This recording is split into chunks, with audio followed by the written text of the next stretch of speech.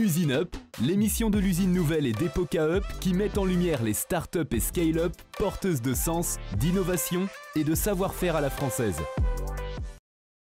Bonjour, nouveau rendez-vous avec Usine Up, nouvel invité. Bonjour David Pombo. Bonjour. Vous êtes cofondateur et CEO de Bankstore.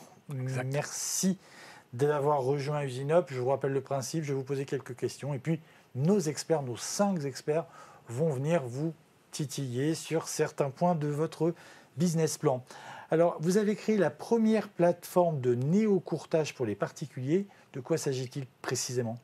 Alors, c'est une marketplace, donc une place de marché bancaire où chaque emprunteur va pouvoir déposer son dossier de demande de financement.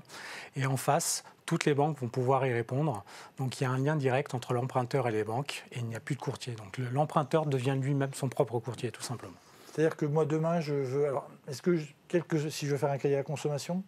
Alors non, on s'adresse aujourd'hui qu'à des porteurs de projets en financement immobilier, donc pour l'achat d'un logement, tout simplement. Pourquoi vous avez limité à l'immobilier ? Alors on l'a limité à l'immobilier parce que c'est le produit d'appel aujourd'hui des banques et c'est comme ça qu'elles font leur conquête client. Et c'est là où les emprunteurs vont être le plus à même de comparer les économies à faire, tout simplement. Alors, si un emprunteur, enfin oui, moi j'ai toujours du mal, ça emprunteur. Si un emprunteur vient, il reçoit plusieurs offres. Est-ce qu'il y a des banques qui peuvent surenchérir, plutôt sous-enchérir une fois, ou est-ce qu'il y a un moment où vous arrêtez ? Comment ça se passe ? Alors en fait, tout se passe en 4 jours, donc on est très très rapide. L'emprunteur va déposer son dossier, on va faire un contrôle de conformité en 24 heures et ensuite il va être envoyé à toutes les banques en mesure de le financer. À partir de là, l'emprunteur va recevoir toutes les propositions en 24 heures également. Il va faire une présélection des 3 meilleurs en comparant exactement le taux d'intérêt, les assurances, tous les coûts. Et là, après, pendant 3 jours, les banques présélectionnées vont être mises en concurrence, justement, et vont améliorer leurs conditions pour ensuite les rapatrier chez l'emprunteur. Donc l'emprunteur, in fine, en 4 jours, il a adressé son dossier à toutes les banques et les a mis en concurrence. Et il s'est engagé au préalable à prendre forcément une des offres que vous lui proposez ou pas ? Parce qu'on peut très bien imaginer qu'il retourne voir son banquier en disant voilà, j'ai fait jouer la concurrence, j'ai obtenu ça, est-ce que vous pouvez faire mieux ? Alors, dans un premier temps, on va lui faire des propositions qui ne sont pas nominatives. Donc, nous n'exposons pas les banques. Ce sont juste des critères. Il ne sait pas quelle banque lui propose. Exactement. C'est in fine, une fois qu'il aura choisi sa proposition définitive, qu'on va lui dire voilà, c'est la banque X ou Y, et donc merci de prendre contact avec elle. Et c'est bien évidemment uniquement... c'est uniquement des particuliers emprunteurs, ce n'est pas des entreprises. Non, aujourd'hui, on s'adresse aux particuliers et aux SCI formés par des particuliers. Qu'est-ce que vous proposez qui n'existait pas jusque-là ? C'est la fin de l'intermédiation, justement ? C'est la fin plutôt, oui, du courtier ? En fait, on retire le courtage des mains d'un tiers pour le mettre tout simplement entre les mains de l'emprunteur. Donc effectivement, c'est la fin du courtier tel qu'on connaît. C'est un lien direct, donc on rend le parcours beaucoup plus simple, rapide, fluide, puisque 4 jours. Il faut savoir qu'en moyenne, il faut compter entre 21 et 22 jours pour avoir aujourd'hui Et aujourd'hui, vous avez toutes les banques sur votre place de marché ? Aujourd'hui, on a signé avec 7 grands groupes bancaires. 7 grands groupes, donc ça veut dire par exemple pour, alors je ne sais pas, Groupe Crédit Agricole, vous avez aussi bien CA que LCL. Alors on a, voilà. Je ne sais pas si vous l'avez, j'ai dit on ne les a pas malheureusement, bravo. On y travaille, mais on a effectivement alors, de la BNP, du Crédit du Nord, de la Société Générale, de la Caisse d'épargne, voilà. Il y a eu une véritable floraison de fintech depuis quelques années. Est-ce que c'est un atout parce que ça veut dire que le moment est porteur pour tout le monde, ou est-ce que c'est plus compliqué parce qu'il faut réussir à se singulariser dans ce monde très concurrentiel et à bien montrer sa spécificité ? Alors aujourd'hui, il y avait une nécessité selon nous pour réinventer le modèle parce que le courtage tel qu'il existe aujourd'hui, il est arrivé à bout de souffle. Il montre ses limites. Le marché est d'ailleurs bloqué aujourd'hui par les taux d'usure et les courtiers n'y apportent aucune solution. Donc il était urgent effectivement de se poser les questions et de réinventer le système. Vous avez parlé de courtiers, de taux d'usure, de limites. Je crois que c'est le thème de la question que veut vous poser Fabrice Pelosi d'Epoca Up. C'est l'instant business. Usine Up, l'émission de l'usine nouvelle et d'Epoca Up. L'instant business.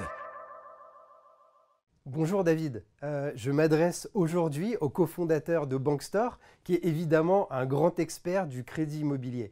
Alors depuis quelques mois, on le sait, il y a la remontée des taux d'intérêt et de plus en plus d'emprunteurs, quasiment bientôt une majorité d'entre eux, voient leur demande de crédit immobilier refusée à cause du taux d'usure. Alors ma question elle est très simple, est-ce que grâce à Bankstore, en venant sur votre site, les emprunteurs peuvent avoir plus de chances de voir leur demande de crédit immobilier acceptée par les banques? Alors, excellente question, Fabrice. Oui, je vous réponds vraiment, il y a beaucoup plus de chances dans la mesure où on va pouvoir leur permettre une exhaustivité des banques, c'est-à-dire que là où le courtier va redescendre avec une ou deux propositions aux clients, nous, on va pouvoir proposer 5, 6, 7 banques, donc un maximum d'acteurs possibles. Ensuite, le deuxième avantage, c'est tout simplement la gratuité. En étant gratuit, on va tout simplement annuler des frais de dossier qui pèsent dans un TAEG et donc qui permettent d'atteindre le taux d'usure beaucoup plus facilement. Et enfin, le troisième, c'est qu'on a développé un outil formidable pour les banques qui leur permet de calibrer au centième de taux près leurs propositions en jouant finement sur le taux, l'assurance, les frais de garantie, les frais de dossier et pouvoir se placer sur le taux d'usure qui se calcule automatiquement en temps réel. Vous vous étiez préparé à cette évolution quand vous avez vu cette montée des taux d'usure et cette éviction de certains emprunteurs? Alors, on a commencé à y réfléchir depuis 2 ans. On n'a pas vu venir les taux d'usure, ça je vais être transparent avec vous. Par contre, il y avait déjà un mouvement des banques à vouloir réduire l'exposition qu'elles avaient aux courtiers et à se poser la question du modèle qui n'était plus à même de leur apporter satisfaction. Vous disiez tout à l'heure que c'était gratuit, c'est gratuit. Enfin, il y a bien quelqu'un qui paye. Comment vous gagnez de l'argent? Alors, notre modèle économique, en fait, il est relativement simple. C'est une commission bancaire sur un prêt qui est débloqué. On propose tout simplement une commission qui est moindre déjà. On redonne de la valeur également aux banques en leur demandant une commission flat qui est la même pour toutes les banques. Donc, il n'y a aucun biais également à vouloir pousser plus une banque qu'une autre, tout simplement. Donc, c'est au moment où le prêt est signé que vous avez la commission ou la mise en relation, déjà, vous touchez quelque chose? Non, la banque ne paye que si le prêt est effectivement décaissé. Donc, c'est une fois que l'emprunteur est définitivement propriétaire. Oui, donc vous attendez un certain temps. 3 mois en moyenne, entre 3 mois et 4 mois. Ça vous crée un petit problème de trésorerie ou pas? Alors, sur l'amorçage, au départ, oui. Au départ, oui. Parce qu'ensuite, non. Très bien. Est-ce que le fait qu'on est dans une période d'activité qui ralentit, on peut-être voir moins de crédit pour l'habitat, moins de...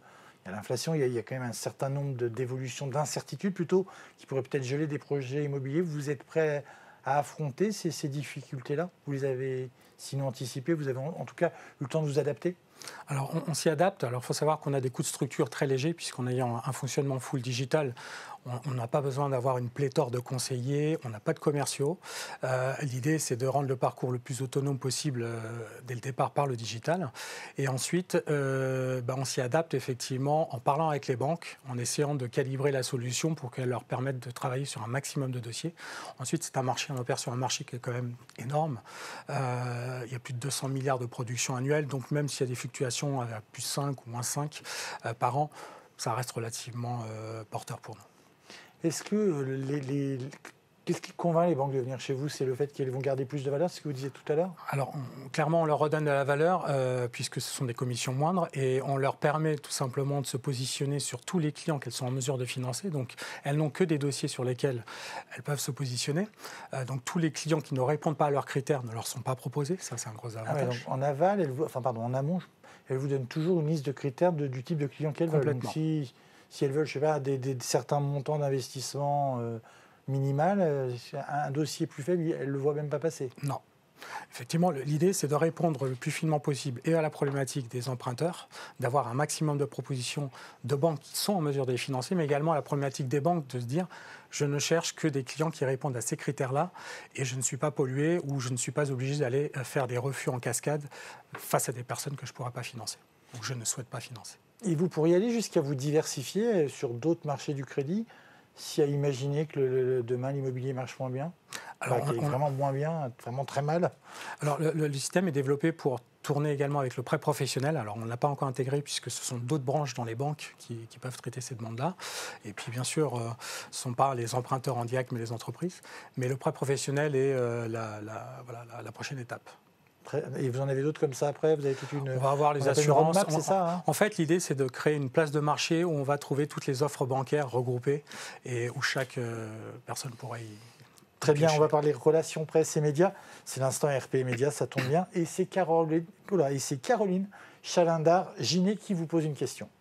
Usine Up, l'émission de l'usine nouvelle et d'Epoca Up. L'instant RP et médias. Finalement, vous êtes une innovation, une société très très jeune. Alors pourquoi il est urgent que les journalistes vous appellent et vous invitent sur leur plateau de télévision? Alors, il faut savoir qu'aujourd'hui, le marché est complètement bloqué au niveau du financement immobilier. Il y a plus d'un dossier sur deux qui est rejeté. Donc, on est dans une situation vraiment problématique et les médias reprennent cette problématique quasiment quotidiennement. L'achat d'un logement pour les Français, c'est un projet de vie, c'est un acte très très important. Et aujourd'hui, ce financement, il est mis en danger. Donc, il est urgent d'expliquer que le courtage ne fonctionne plus et que Bankstore se pose aujourd'hui comme une alternative, effectivement, au courtage. Il peut apporter une solution face à ce blocage, tout simplement. Est-ce que c'est facile de parler d'innovation dans les médias aujourd'hui ? Alors, ça devient compliqué parce que tout le monde se revendique innovant un peu. Et on est dans un milieu financier où l'innovation, elle n'est pas très visible, elle est plutôt sous-jacente. Donc, du coup, effectivement, il est un peu compliqué, de plus en plus compliqué de parler d'innovation, surtout dans notre domaine. Alors, si j'ai bien compris, pour votre lancement, vous avez fait une campagne en ligne en identifiant les personnes qui étaient en recherche d'un logement. Est-ce que sans cet outil aujourd'hui des publicités contextuelles, vous auriez pu vous lancer ? Ça aurait été beaucoup plus difficile, clairement, oui. Et est-ce que c'est aussi efficace que l'annonce qui les propose ? Est-ce que vous êtes satisfait par rapport au prix où vous payez le contact ? Est-ce que vous trouvez que l'investissement est intéressant ? Alors, il reste intéressant parce que pour démarrer, on a besoin de toute façon de se faire connaître et d'avoir des clients. L'idée, c'est de toute façon de travailler sur un coût d'acquisition plus faible. Il faut savoir qu'il y a beaucoup d'acteurs qui sont sur ce marché et donc les campagnes coûtent cher, les mots-clés sur Internet coûtent cher. Donc l'idée, c'est de trouver les différents axes pour réduire ces coûts d'acquisition clients. Alors toujours en me documentant, en préparant, j'ai vu que vous aviez choisi de vous lancer uniquement sur l'Île-de-France au début. Et je n'ai pas compris pourquoi, puisqu'avec le numérique, vous pouvez être présent partout. Vous n'avez pas besoin de boutique, vous êtes 100% numérique. Donc pourquoi vous limitez à une zone ? Alors, on se limite malgré nous, je vous dirais, tout simplement parce que les banques travaillent par région. L'Île-de-France, déjà, étant la région la plus porteuse, et celle que je connais personnellement pour avoir exercé le métier de courtier pendant plus de 20 ans, il faut savoir que quand vous voulez vous développer dans d'autres régions, il faut signer des partenariats locaux avec des banques, puisque des crédits agricoles, des crédits mutuels, toutes les caisses régionales, en fait, sont considérées comme des banques à part entière. Et donc, il faut aller signer région par région. Donc, le déploiement est plus long. C'est plus de ce côté-là que vous aviez une limitation. Complètement. C'est côté banque. Si demain, toutes les banques nous signent des partenariats nationaux immédiats, on est au national. Et ça veut dire qu'elles ne pratiquent pas les mêmes taux selon la région ?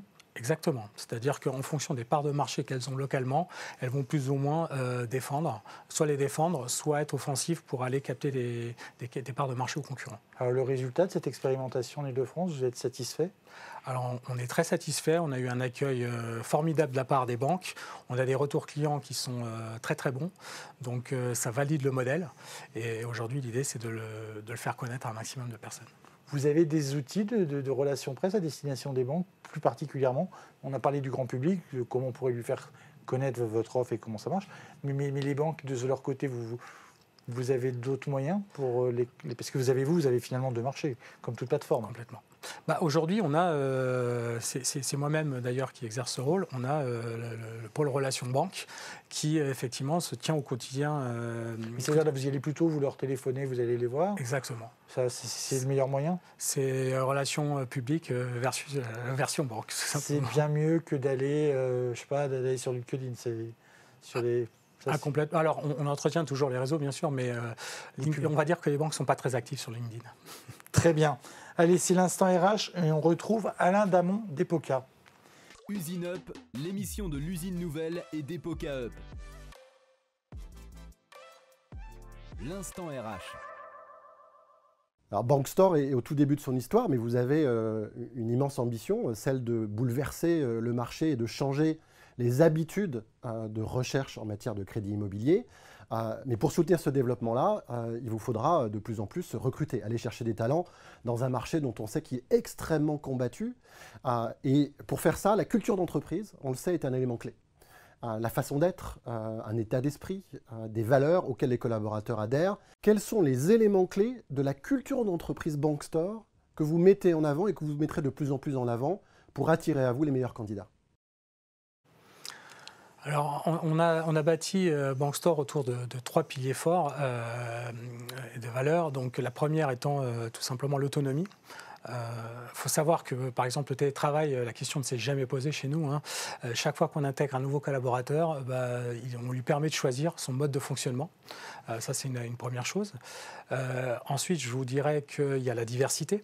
À l'instar de nos clients qui vivent dans des régions très différentes et exercent des métiers complètement, on va dire, opposés, on souhaite également avoir dans nos équipes cette diversité-là pour représenter le marché sur lequel on opère. Et ensuite, pour terminer, je vous dirais l'ambition.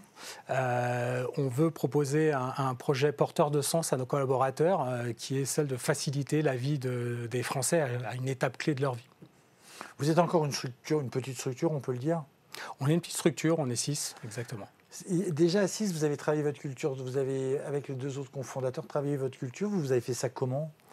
À la genèse du projet, on a réfléchi à ce qu'on souhaitait proposer, la proposition de valeur, et également comment on voulait tout simplement se projeter dans l'avenir, ce qui nous tenait à cœur, nos valeurs personnelles. Il faut savoir aussi qu'on a une sensibilité très forte à l'écologie, donc nos serveurs travaillent sur des complètement à l'éolien, au solaire. On se déplace qu'en électrique ou en transport en commun, donc on a des initiatives collectives qui sont fortes à ce niveau-là, donc tout est réfléchi dès le départ. Le télétravail, chez vous, c'est pas un problème? Il y a des gens que vous ne voyez jamais? Alors, on va faire des points de temps en temps, bien évidemment. Le but, ce n'est pas de se couper non plus de nos collaborateurs. Donc, on va leur demander de faire des points régulièrement en présentiel. Maintenant, s'ils souhaitent travailler 4 jours par semaine, ils travaillent 4 jours par semaine. S'ils souhaitent travailler 15 jours, ils travaillent 15 jours. Mais quand même, vous pouvez les contacter, leur parler? On peut les contacter, oui, aux heures classiques, effectivement. Ils restent joignables. Aujourd'hui, vous recherchez quel profil? Alors aujourd'hui, on cherche essentiellement du développeur, parce que la solution, il y a encore énormément de choses qu'on souhaite intégrer, qui restent pour l'instant sur des projets, et également 2-3 analystes crédit, des experts crédit, qui vont pouvoir accompagner le client. On en a déjà quelques-uns, mais on souhaiterait accélérer dans l'accompagnement. Avec la montée en puissance des clients, il faut mettre en face aussi des experts. Qui servent alors à les aider à expliquer tous ces mots dont on parle depuis tout à l'heure, qui ne parlent peut-être pas aux non-initiés? En fait, ce sont des personnes qui vont être derrière le chat, justement, qu'on met à disposition des clients. Donc, chaque client qui arrive sur la plateforme, elle peut à tout moment échanger avec un expert crédit qui va l'accompagner, l'aider dans son parcours. Vous êtes parisien? Je ne sais pas du tout, pardon. Je suis parisien. La société est parisienne, pas vous, hein, oui. Bien sûr. Je ne vous pose pas de questions personnelles. Votre société, elle est à Paris, donc vous embauchez donc dans toute la France. C'est aussi ça, de pratiquer le télétravail, ça élargit le vivier. Vous cherchez des développeurs, on sait que c'est très difficile à trouver. Alors, je sais aussi qu'on me dit que maintenant les prix parisiens sont pratiqués dans toute la France. Donc, Alors exactement. Alors, on n'a pas de problème de territoire par rapport à ça. Il faut savoir que certaines personnes ont commencé chez nous à travailler en Tunisie au départ avant de venir en France. Et ça n'a pas posé de problème. Donc effectivement, on ne se limite pas. Aujourd'hui, de toute façon, le marché est tellement tendu que si on commence à se dire qu'il faut rester exclusivement sur une région... c'est ça qui vous a aussi conduit un peu à ouvrir... et à être plus ouvert, à favoriser l'autonomie, c'est qu'il y a un moment aussi, on n'a pas le choix. C'est aujourd'hui, c'est dans le sens de l'histoire. Et si effectivement vous demandez à quelqu'un d'être présent 5 jours sur 5 sur le site, ça va être très compliqué. Notamment des développeurs? Et notamment des développeurs qui sont habitués à un certain confort. Et est-ce que vous confirmez, c'est ce que j'ai entendu par plusieurs sources, hein, de dire qu'aujourd'hui, comme il y avait beaucoup avec le confinement, avec le confinement, et comment ça s'est appelé, le Covid, voilà, j'avais oublié le nom. Entre la Covid, les confinements, les gens qui sont partis travailler loin de Paris, et les gens qui avaient l'habitude d'être payés un certain prix à Paris, en partant, ils demandent toujours le même prix. Et donc, il y aurait de ce fait-là une espèce d'homogénéité maintenant du prix d'un développeur, où qu'il soit en France, parce qu'il a travaillé à Paris, donc il ne voit pas pourquoi il gagnerait moins, parce qu'il est parti... on va dire qu'effectivement, de toute façon, la demande, elle va être légitime dans le sens où 2 personnes dans la même entreprise devront être payés de la même façon. Vous ne pouvez pas dire à quelqu'un parce que tu habites à 100 km ou à 200 km, je vais te payer moins que ton collègue en fournissant le même travail. Donc, je vous dirais qu'aujourd'hui, si on ne maintient pas le même niveau de rémunération sur nos collaborateurs, à travail égal bien sûr et à poste égal, ça complique réellement les choses. Être une start-up, c'est toujours un facteur d'attractivité? Oui, je pense que oui, parce que les équipes, c'est une entreprise qui grandit, c'est une entreprise qui peut proposer des perspectives. Donc, c'est toujours attractif, bien sûr. Dans une émission précédente, une invitée nous disait que son principal travail RH, c'était de trier les CV parce qu'elle en recevait trop. C'est votre cas aussi? Absolument pas. Oui, c'est tout le contraire. On va être sur quelque chose de très, très spécifique. On va parler d'autre chose, on va parler de quelque chose que vous connaissez bien, on va parler des finances. C'est l'instant finance et c'est la question que vous pose le spécialiste de KPMG, Marc Wyatt. Usine Up, l'émission de l'usine nouvelle et d'Epoca Up. L'instant finance. David, tout le monde qui a cherché à financer l'acquisition d'immobilier connaît la problématique. Fournir les pièces, le délai qui sont assez contraignants, une opacité de communication avec les banques, tout ça génère du stress pour les clients. Les clients optent soit de communiquer avec leur propre banque, soit de passer par un courtier. Comment demain vous allez convaincre les clients qu'ils peuvent faire seuls? Parce que ça peut être assez stressant de dire que je fais cette démarche seul sur BankStore. Alors, ce qu'il faut savoir, Marc, c'est que le client, il est jamais réellement seul quand il arrive sur BankStore. Alors certes, on va lui demander de saisir des informations, on va lui demander de déposer des pièces, mais cela se fait via un parcours très pédagogique. Donc à chaque étape, on va lui dire où chercher ses pièces, à quoi va servir l'information qu'il dépose, où il va la trouver exactement. Donc il n'est jamais laissé tout seul. Par ailleurs, comme je l'ai dit un peu plus tôt, il y a un chat qui fait que dès sa première visite sur le site, il va pouvoir, s'il le souhaite, s'appuyer sur un expert crédit qui va l'aider et l'accompagner. Et enfin, pour terminer, je dirais que même un des clients qui aujourd'hui commence le dépôt d'un dossier et s'arrête en cours de route, nous allons avoir une action proactive de les recontacter pour savoir si réellement ils ont eu un problème et leur proposer justement l'appui d'un expert crédit. Il y a aujourd'hui un peu une habitude de faire des demandes en ligne, c'est devenu quand même un peu... Alors moi, je ne sais pas, est-ce que c'est un frein vraiment? Alors, ça peut être un frein dans le crédit immobilier parce que, contrairement à d'autres solutions qui permettent juste de déposer des informations et de sortir un taux théorique, nous proposons aujourd'hui, c'est de déposer un dossier complet avec des documents. Et donc, effectivement, si jamais vous savez ce qu'il y a dans un dossier de demande de prêt immobilier, il y a quand même toute la vie d'une personne, puisqu'il y a énormément de documents. Et il peut y avoir une certaine méfiance ou réticence à vouloir déposer ces pièces-là. Donc, il faut qu'on soit garant de la sécurité et qu'on gagne bien sûr la confiance de Ça veut dire qu'aujourd'hui, un de vos gros investissements, c'est d'assurer la sécurité, c'est d'avoir développé une solution sécurisée, de le faire savoir? Complètement, c'est de prôner la sécurité des informations. On crypte tout, de toute façon. Et également... de dire également d'être pédagogue vis-à-vis des emprunteurs et de leur dire à quoi vont servir ces informations-là. Parce que demander combien d'enfants a un couple n'a de sens que si on lui explique à quoi va servir l'information vis-à-vis de la banque. Vous vous êtes développé au départ, ai-je lu, par autofinancement. C'était un choix volontaire ou contraint? C'était un choix volontaire, c'est-à-dire que, comme je vous l'ai dit, après 20 ans de courtage, j'ai voulu réinventer le modèle et du coup, effectivement, j'ai décidé de lancer sur fonds propres cette aventure.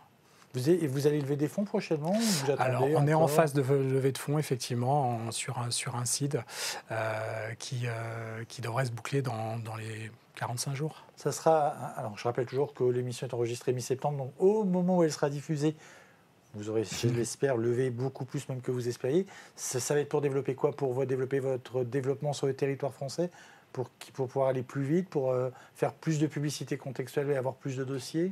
Alors exactement, on va allouer la moitié du budget effectivement à l'attraction, donc à se faire connaître et effectivement gagner en notoriété. Et pour une autre partie, l'autre moitié, tout simplement dans les recrutements de talents. Et j'imagine de développeurs, les fameux entreprises. Exactement, des collaborateurs. Pour pouvoir ajouter des fonctionnalités, aller peut-être sur des nouveaux marchés. Nous allons, en fait, on va encore automatiser davantage la solution pour que l'utilisateur ait de moins en moins de choses à intégrer. Notamment, je peux vous dire, des connecteurs qui permettront de récupérer éventuellement les relevés bancaires. Est-ce que vous, aujourd'hui, vous utilisez les data et qu'est-ce que vous faites de toutes ces données, justement? Parce que vous les protégez, certes, mais vous pouvez les agréger. Est-ce que ces masses de données que vous allez avoir, au fur et à mesure, vous avez prévu de les monétiser?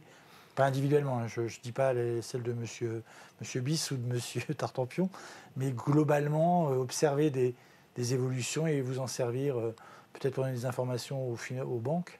Alors, dans un premier temps, déjà, elles vont nous servir à créer des schémas et des profils. Oui, d'abord pour vous. Voilà, exactement, afin de répondre plus finement et individuellement à chaque demande. Et ensuite, effectivement, les banques sont demandeuses de data à ce niveau-là. Donc, on sera en mesure de leur dire que sur 10 dossiers, elles ont été sélectionnées 3 fois. Sur les 3 fois, elles n'ont concrétisé que... En fait, ça leur permettra de savoir par rapport à la concurrence comment elles se situent. Exactement. Pour parler bien français, elles vont pouvoir se benchmarker, voilà. Exactement. Et de toute façon, c'est normal, c'est l'instant CIO qui arrive, encore un mot bien français. Et c'est Anne Levergeon qui a la parole. Usine Up, l'émission de l'usine nouvelle et d'Epoca Up. L'instant CEO. Bonjour David. Eh bien écoutez, je suis tellement convaincu par votre formule que je vais l'utiliser à titre personnel. Et ma question, c'est quelle est votre limite? Comment vous voyez effectivement l'évolution du monde du courtage après votre intrusion? Alors pour nous, le courtage, clairement, il a montré, le courtage classique, j'entends, a montré complètement ses limites. Aujourd'hui, il est à bout de souffle. Bon, faut savoir qu'en 50 ans, ça ne représente que 40% de part de marché, donc c'est un modèle qui n'a pas convaincu la majorité des Français encore. Et les banques commencent à le délaisser, donc elles renoncent de plus en plus à travailler avec les courtiers, qui sont devenus aussi chaque année de plus en plus chers. Il y a toujours aussi cette opacité, savoir combien de banques ils ont été réellement été consultés, combien de propositions ils ont obtenues. Donc il est urgent de réinventer vraiment le modèle pour nous. Et donc BankStore répond à cette promesse tout simplement en apportant le digital et en facilitant l'accès, en le rendant plus économique, plus transparent, plus rapide. Et donc voilà. Vous avez travaillé avant, vous nous l'avez dit, chez un courtier classique. Il y a des ex-collègues qui vous contactent parce qu'ils veulent venir travailler dans une start-up? Alors aujourd'hui, les ex-collègues, ils sont plutôt dans une posture en disant que je suis un peu vache avec eux, pour tout dire, puisqu'effectivement, j'essaie d'amener le courtage sur une nouvelle ère qui est complètement différente, et ça remet en question effectivement le métier. Ah oui, vous en veulent plutôt parce qu'ils trouvent que vous les disruptez un peu trop? Alors, complètement. Effectivement, ceux qui sont sur le terrain, en tout cas, s'inquiètent. J'ai vu que vous portiez le même patronyme, hein, je n'ai pas fait d'enquête personnelle qu'un autre cofondateur. Est-ce que c'est facile de travailler en famille? Pas simple, ça dépend. Alors, c'est plus simple professionnellement qu'à l'extérieur, je vous dirais, parce qu'on se réunit autour de sujets très importants qui nous impactent directement. Donc, non, au niveau professionnel, ça va. Mais ça me vient ce que vous dites. J'ai souvenir que j'avais rencontré il y a très longtemps, enfin, on s'en fout de ma vie, j'avais rencontré des gens qui disaient qu'en fait, c'était dans la vie privée que c'était compliqué parce que des fois, le travail venait tout envahir. Et que les conjoints, les enfants, parfois on avait assez que les réunions de famille se transforment en conseil d'administration. Il fallait mettre des barrières très strictes. Vous avez fait ça, vous? Alors on a mis des barrières. Après, on exerce d'autres activités en parallèle, notamment du sport. Ce qui fait que on va en parler quand on est ensemble, mais uniquement tous les deux, en fait. Qu'est-ce qui a changé dans votre vie depuis que vous avez créé une entreprise? Alors, il faut savoir que pendant 20 ans, j'étais déjà franchisé. Alors, c'était un autre modèle, mais j'étais franchisé, donc c'est pas nouveau. Néanmoins, cette fois-ci, c'est l'engagement personnel en étant un peu seul, sans une marque qui accompagne, et également l'enjeu financier qui fait que automatiquement, on a toujours tendance à se dire est-ce que je fais les bons choix ou pas. Et pour ça, vous êtes aidé, vous vous sentez seul, avec vos cofondateurs, vous arrivez à vous parler de ces choses-là? Oui, on fait des copiles toutes les semaines. On a la chance d'être accompagné également par Epoca sur des questions, par des banques. Aujourd'hui, on est intégré aussi à Station F, donc BNP, dans l'incubateur de BNP. Donc, on a tout un écosystème autour de nous qui nous aide également à développer cette solution. Vous ne regrettez rien? Absolument rien. Vous auriez aimé créer une start-up plus tôt? Avant le Covid, oui. Ça aurait été peut-être plus simple. Parce que là, c'était compliqué.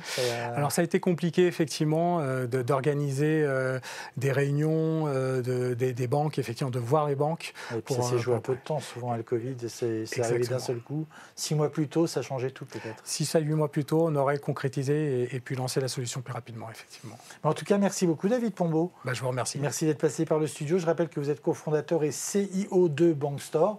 Vous avez suivi Usineup. Vous avez eu raison. À très bientôt pour un nouveau rendez-vous avec un nouveau dirigeant de start-up ou de scale-up. Merci à vous. Usineup, l'émission de l'usine nouvelle et d'EPOCA-up qui met en lumière les start-up et scale-up porteuses de sens, d'innovation et de savoir-faire à la française.